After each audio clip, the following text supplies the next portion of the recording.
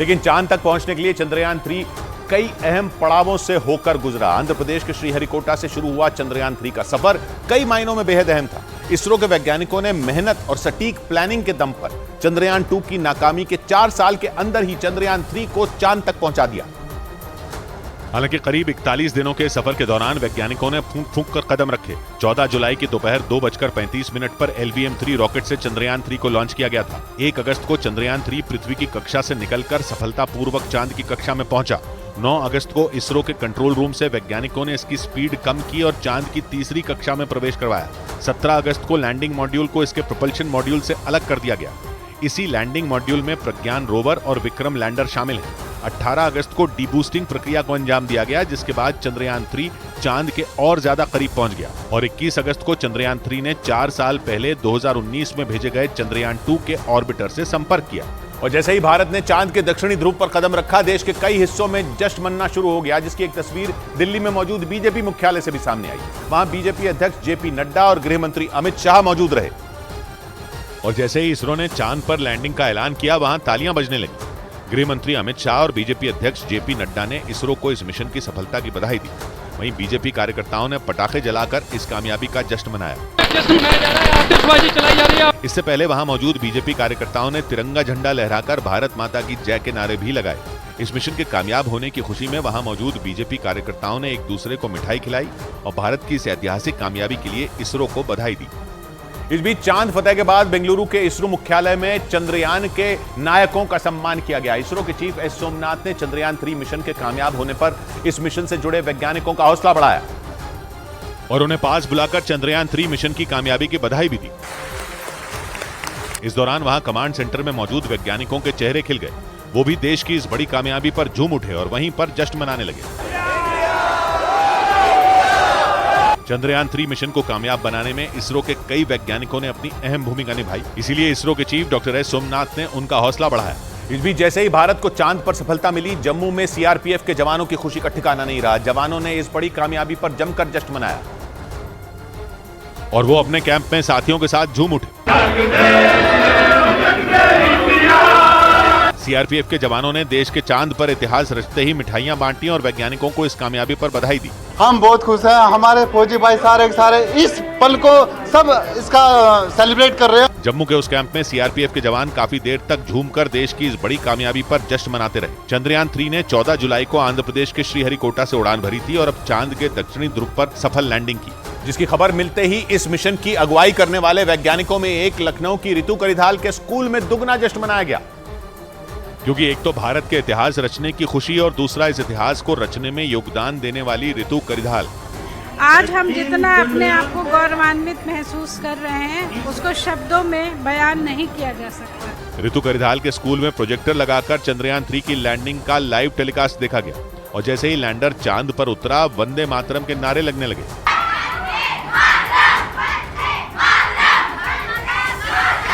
ऐसा ही नजारा देश के लगभग हर दूसरे स्कूल में देखने को मिला। भोपाल से सामने आई तस्वीरों में वहां के भी एक स्कूल में छात्र और टीचर चंद्रयान 3 की कामयाबी पर तिरंगा फहराते और भारत की जीत के नारे लगाते दिखे। और जोरदार जश्न की ऐसी ही कुछ तस्वीरें राजस्थान की राजधानी जयपुर से भी सामने आई। वहां ढोल बजाकर चंद्रयान 3 की सफलता का जश्न मनाया गया। भारत के चांद फतह करते ही वहां मौजूद लोग एक दूसरे को बधाई देते नजर आए और हाथों में तिरंगा लेकर सड़क पर लोग झूमते दिखाई दिए, क्योंकि देश को चंद्रयान 3 की कामयाबी मिलने पर हर तरफ लोग जश्न में डूब गए। इस बीच जयपुर में ढोल बजाकर लोगों ने एक दूसरे को बधाइयां दी और देश की सफलता पर इसरो के वैज्ञानिकों का शुक्रिया अदा किया कि मोदी है तो मुमकिन है, वो आज साकार हुआ है। वहीं जयपुर के साथ अहमदाबाद में भी लोग चांद पर देश को मिली सफलता पर आतिशबाजी करते नजर आए। वहां लोगों ने खुशी के मौके पर पटाखे फोड़े। साथ ही इस कामयाबी के लिए देश के वैज्ञानिकों और प्रधानमंत्री नरेंद्र मोदी का शुक्रिया अदा किया, क्योंकि वहां से जो तस्वीरें सामने आई उनमें पीएम मोदी और वैज्ञानिकों की एक तस्वीर के सामने लोग जश्न मनाते दिखे। वहीं चंद्रयान की कामयाबी के पीछे पिछली नाकामी से मिले सबक को बड़ी वजह माना जा रहा है। चंद्रयान 3 ने 14 जुलाई को चांद की तरफ अपनी यात्रा शुरू की थी, जिसमें पिछली बार की तरह इस बार भी रॉकेट, लैंडर और रोवर का इस्तेमाल किया गया। लेकिन इस मिशन के लिए इसरो ने इस बार ऑर्बिटर की जगह प्रोपल्शन मॉड्यूल का इस्तेमाल किया, जबकि चंद्रयान 2 में इसकी जगह ऑर्बिटर लगाया गया था।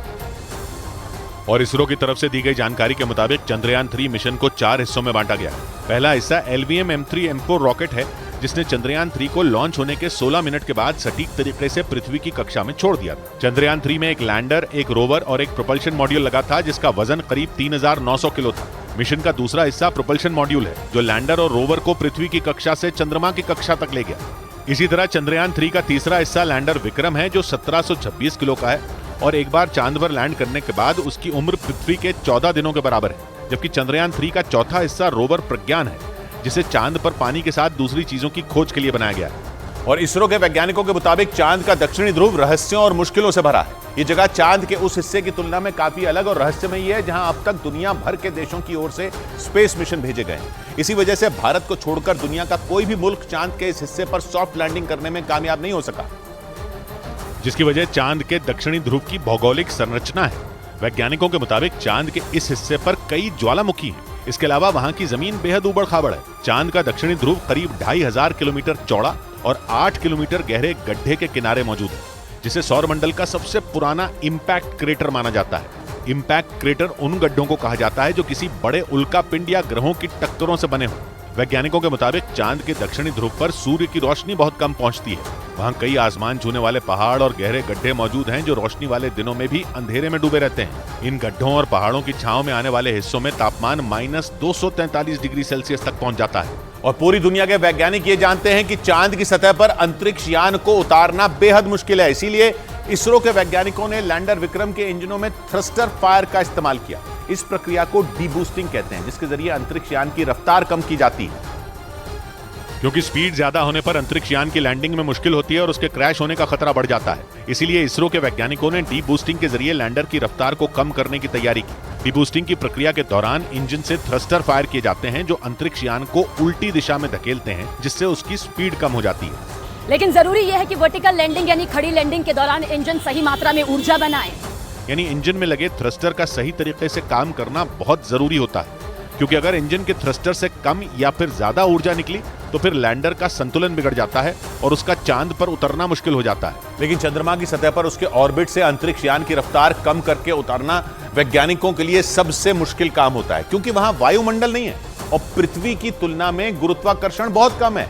छठा हिस्सा, जिससे चंद्रमा पर अंतरिक्ष यान को उतारना धरती जितना आसान नहीं है, क्योंकि वैज्ञानिकों के मुताबिक वहां पर वायुमंडल नहीं होने की वजह से घर्षण की प्रक्रिया नहीं होती। इसके अलावा चंद्रमा पर पृथ्वी की तुलना में गुरुत्वाकर्षण बहुत कम है, जिससे अंतरिक्ष यान को उतारने में कई तरह की मुसीबतें आती हैं। वैज्ञानिकों के मुताबिक लैंडर के चांद के गुरुत्वाकर्षण में आने के बाद वो तेजी से गिरने लगता है, तब उसकी रफ्तार काफी ज्यादा होती है। इसलिए लैंडर की रफ्तार कम करने के लिए थ्रस्टर फायर किए जाते हैं। इस दौरान पृथ्वी से लैंडर तक एक रेडियो सिग्नल भेजा जाता है, जिसे पहुंचने में करीब 1.3 सेकंड का समय लगता है। उसी सिग्नल को दोबारा जमीन तक आने में उतना ही वक्त लगता है। मतलब ये कि कई 100 किलोमीटर प्रति घंटे की रफ्तार से चंद्रमा पर गिरने वाले लैंडर को कंट्रोल करने के लिए सिर्फ 2.5 सेकंड का समय मिलता है। और इसरो के वैज्ञानिकों ने मिशन के लिए इस बार चंद्रयान 3 के लैंडर विक्रम में ज्यादा ईंधन को ले जाने का इंतजाम किया, जिसके लिए लैंडर में 5 की जगह 4 इंजन ही इस्तेमाल किए गए और 5वें इंजन की जगह ज्यादा ईंधन रखने की जगह बनाई गई। जबकि 4 साल पहले चंद्रयान 2 के लैंडर में 5 इंजन का इस्तेमाल किया गया था।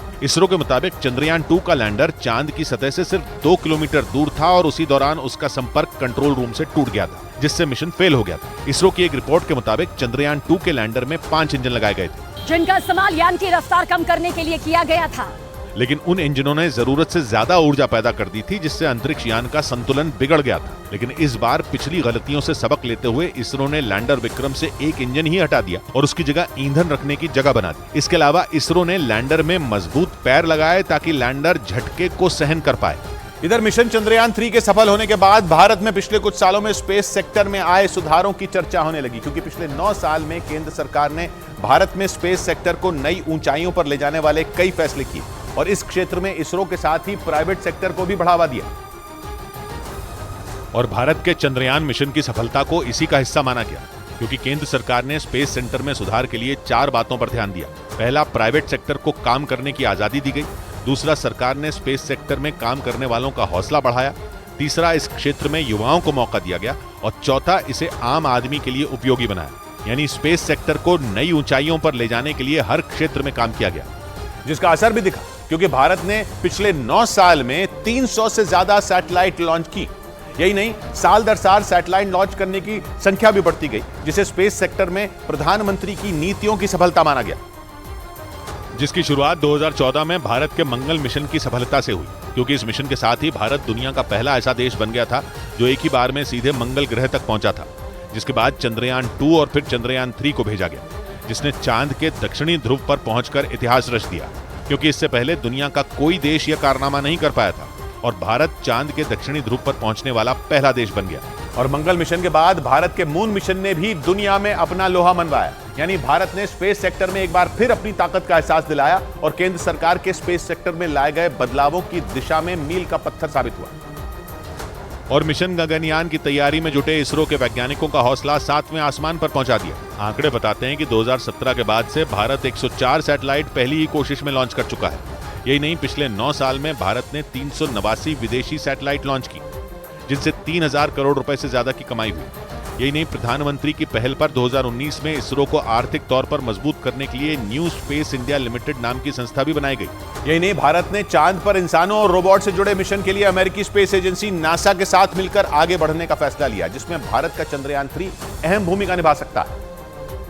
क्योंकि लैंडर विक्रम से निकला रोवर प्रज्ञान चंद्रमा के दक्षिणी ध्रुव से ऐसी जानकारी भेजेगा जो दुनिया के सामने पहले कभी नहीं आई, और इसरो और नासा दोनों उन जानकारियों का इस्तेमाल करके इंसानों और रोबोट को चांद पर भेजने के मिशन में इस्तेमाल करेंगे।